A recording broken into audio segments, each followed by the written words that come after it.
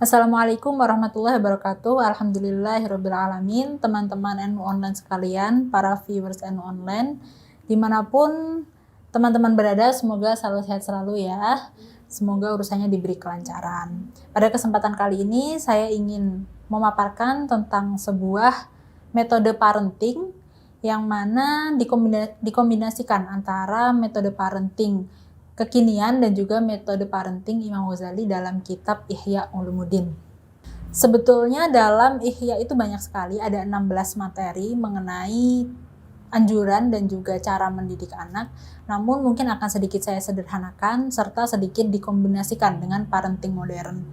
Yang pertama adalah membiasakan kebiasaan baik dan juga melarang kebiasaan buruk, serta kita perlu mengatur jadwal tidurnya anak, kita perlu mengatur jadwal makannya, karena ibaratnya orang yang baru lahir di dunia ini, dia membutuhkan peta, dan peta itu perlu disediakan oleh orang tuanya, supaya anak ini bisa terbiasa melakukan hal-hal yang baik.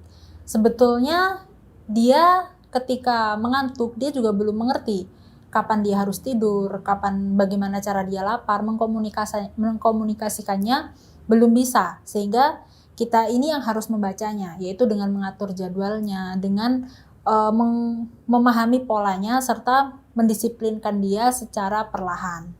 Itu yang pertama.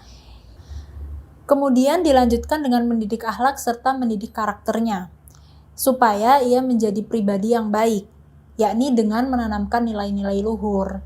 Contoh, menanamkan kejujuran, menanamkan penerimaan terhadap hal-hal sederhana, menanamkan bahwa anak-anak tersebut harus berbagi, bertutur kata yang baik, dan memiliki sopan santun terhadap orang-orang yang lebih tua, serta memiliki kasih sayang terhadap anak-anak di bawahnya. Ini penting. Juga tidak lupa anak tersebut hendaknya dikenalkan dan juga didekatkan kepada orang-orang soleh, serta memberinya lingkungan dan membersamakannya dengan teman-teman yang baik. Ini penting sekali karena kehidupan berteman itu seperti halnya keluarga kedua bagi si anak, maka memang harus kita kondisikan bahwa ia akan bersama dengan teman-teman yang baik, yang akan membawa pengaruh baik pula kepadanya. Lalu yang ketiga, hendaknya sebagai orang tua membeli makanan yang bergizi dan halal, entah jenis makanannya maupun asal-usul diperolehnya. Ini penting sekali karena apa? Karena makanan yang haram, makanan yang tidak halal itu akan menghasilkan hal-hal yang tidak baik terhadap karakternya.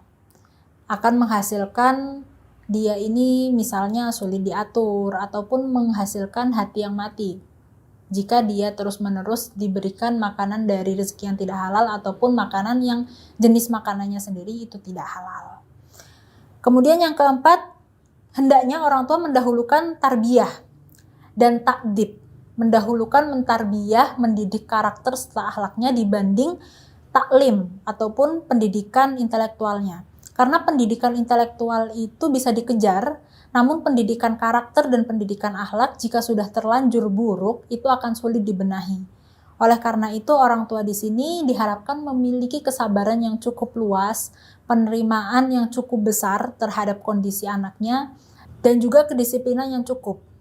Jadi kita di tengah-tengah, tidak terlalu memanjakan, tapi juga tidak terlalu membiarkan, supaya anak ini terkontrol dengan baik, tapi tidak terlalu ditekan.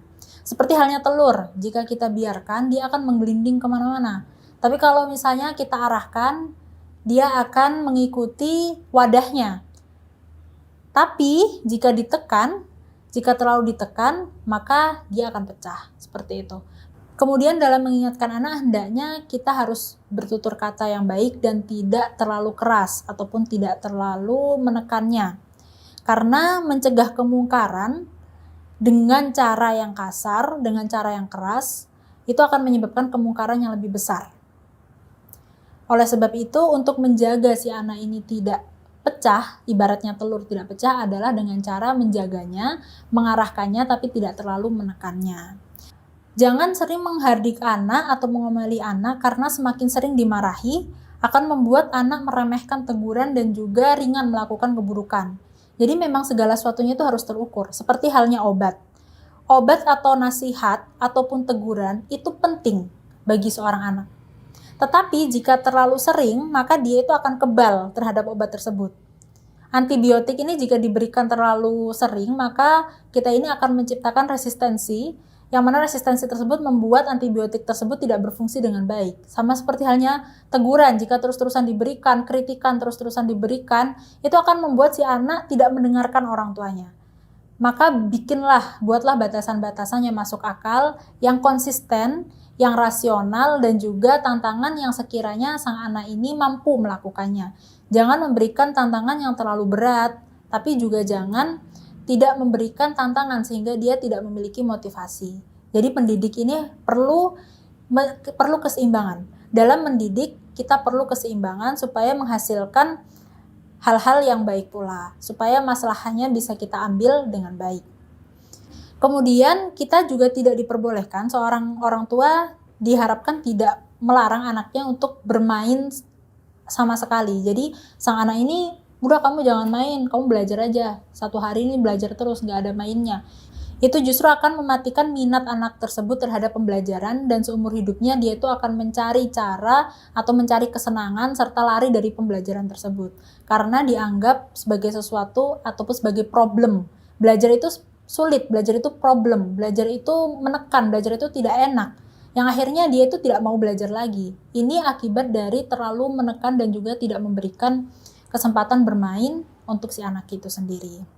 Imam Ghazali juga menyarankan bahwa seorang anak ketika sudah selesai belajar, orang tua dianjurkan memberikan permainan yang mana permainan tersebut bisa menghibur anak, tetapi tidak membuat anak tersebut lelah dengan permainan itu. Jadi misalnya diberikan sesuatu yang memang dia senangi untuk menjadikan hiburan setelah dia ini belajar.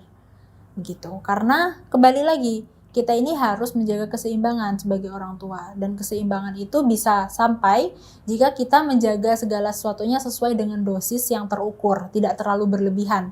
Memberikan kasih sayang tidak terlalu berlebihan, mengarahkannya juga tidak terlalu berlebihan yang sampai menuntut.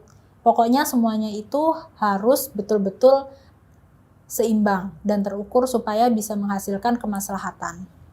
Kemudian ketika sudah tamyiz, anak itu harus diajari untuk sholat. Misal di usia 7 tahun, dia sudah tamyiz, maka anak tersebut perlu diajari untuk melaksanakan hal-hal yang menjadi kewajibannya sebagai seorang muslim, yaitu diajari berwudu, diajari sholat. Kita mengajarinya secara pelan-pelan supaya anak terbiasa melakukan kewajibannya sebagai seorang muslim, yakni berpuasa, sholat, dan juga melaksanakan hal-hal yang baik.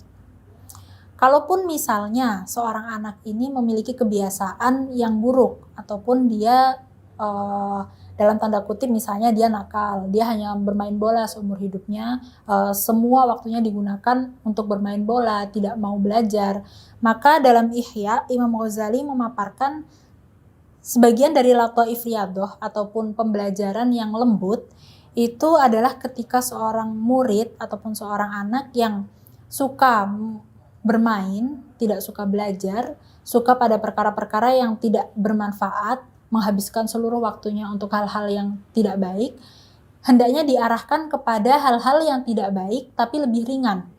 Misalnya, contohnya anak ini suka bermain bola, semua waktunya dihabiskan untuk bermain bola, dia tidak mau belajar. Orang tua ini dianjurkan untuk mengalihkan kesukaannya dari bermain bola terhadap hal-hal yang lebih ringan dari bermain bola meskipun sama buruknya. Misalnya, dianjurkan untuk mengalihkannya memberikan baju yang bagus supaya anak ini merasa tidak bisa mengotori baju itu. Nah, akhirnya anak ini berhenti bermain bola, tetapi dia memiliki kecenderungan untuk menyukai baju bagus. Ini memang tidak baik, ini memang tidak bagus, sama-sama tidak bagus, tapi lebih mending anak yang tidak mau bermain bola dan tidak melakukan hal-hal yang bisa mengotori bajunya, itu akan lebih mudah diajak duduk bersama, kemudian diberikan tarbiyah sedikit demi sedikit, diajak bicara, diajak belajar. Ini adalah cara pelan-pelan, supaya apa? Supaya kebiasaan itu bisa berangsur hilang dan dia mau untuk belajar. Supaya dia tidak hanya terus bermain. Memang tidak ada yang baik antara memberikan baju yang baik supaya anak ini merasa bahwa bajunya itu bagus, itu memang tidak baik. Tidak diajari penerimaan. Tetapi bermain bola terus-menerus sampai lupa belajar itu juga tidak baik. Jadi caranya adalah dipindahkan supaya anak ini bisa melakukan kebaikan secara bertahap gitu. Kemudian ada cara lagi untuk membangun kebiasaan baik bagi si anak, yaitu adalah yang pertama, menjadikannya terlihat. Menjadikan terlihat di sini berarti kita sering mencontohkan hal-hal baik di depan si anak. Misalnya kita ingin anak kita ini suka membaca Al-Quran, maka kita harus membacanya di depan anak tersebut, membaca Al-Quran di depan anak tersebut, supaya anak ini sering melihat, supaya Al-Quran itu menjadi familiar terhadapnya. Yang kedua adalah menjadikannya menarik, jangan dijadikan problem. Misalnya kita ingin anak kita sholat, yang sekiranya karena waktu sholat ini luas, sebaiknya adalah menyuruh anak sholat sekiranya tidak mengganggu waktu belajarnya. Supaya dia merasa bahwa ibadah itu bukan problem yang mengancam kesenangannya untuk bermain. Yang akhirnya dia malas melaksanakannya kalau caranya itu mengganggu waktu bermainnya. Sehingga kita perlu mengakalinya supaya sholat ini menjadi menarik. Misalnya sholat dilakukan bersama-sama dengan saudara yang lain, atau sholatnya berjamaah dengan orang tuanya. Ini akan membuat si anak merasa bahwa ibadah ini seru ya ternyata, berarti ingin melakukannya lagi, menarik. Lalu yang ketiga adalah menjadikannya mudah. Kita perlu memberikan tarbiyah kepada anak itu sesuai dengan kemampuannya, sesuai dengan ukuran yang bisa dia tanggung, tidak terlalu sulit. Dan menjadikannya mudah dilakukan dalam artian anak tersebut tidak terlalu sulit dalam melakukannya. Bisa bacanya masih Iqra, bisa membaca Iqra saja atau membaca Al-Fatihah saja, ya diterima. Jangan terlalu menuntutnya untuk membaca 1 juz ataupun 2 juz Al-Quran. Itu kurang bijaksana dan justru anak akan kehilangan motivasi. Lalu kemudian yang terakhir adalah menjadikannya memuaskan.